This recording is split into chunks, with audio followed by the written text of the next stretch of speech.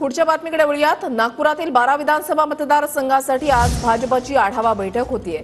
भाजपच्या आढावा बैठकीमध्ये उमेदवारांची चाचपणी होणार आहे। पूर्व विदर्भातील 6 जिल्ह्यातील विधानसभा मतदारसंघांचा आज आढावा घेतला जाणार आहे। चंद्रशेखर बावनकुळे आणि सुधीर मुनगंटीवार पूर्व विदर्भाचा आढावा घेणार आहेत। पूर्व विदर्भातील भाजपचे सर्व आमदार, जिल्हाध्यक्ष या बैठकीसाठी उपस्थित राहतील।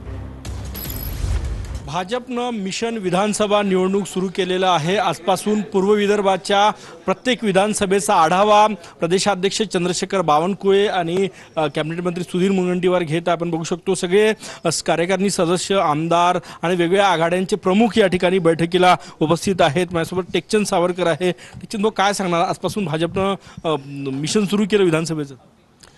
संघटनेबद्दल कुठे काही अडीअडचणी आहेत का याचा आढावा नेहमी घेत असते पक्ष, आणि त्या दृष्टिकोनातून आजही आढाव्याच्या दृष्टिकोनातून मीटिंग बोलवलेली आहे। येणाऱ्या विधानसभेच्या निवडणुकीच्या अनुषंगाने अत्यंत महत्त्वाची ही मीटिंग आहे। सुधीर पारवे माझ्यासोबत आहे। सुधीर भाऊ, 12 विधानसभेचे नागपूर जिल्ह्यातले बोलवले, पूर्व विदर्भातल्या सगळ्याच विधानसभेतले नेते बोलवले। हे आता आमची जिल्हानी आहे, आमची रामटेक नागपूर ग्रामीणची हे आहे, जिल्ह्याची पण होईल कोर कमिटीची बैठक।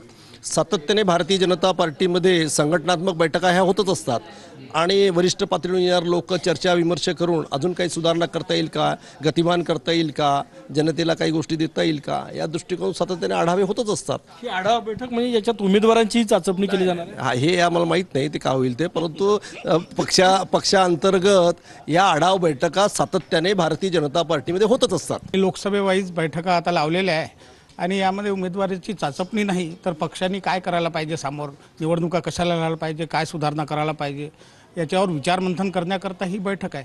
कॅमेरामॅन साईसह गजानन उमाटे, TV9 मराठी, नागपूर।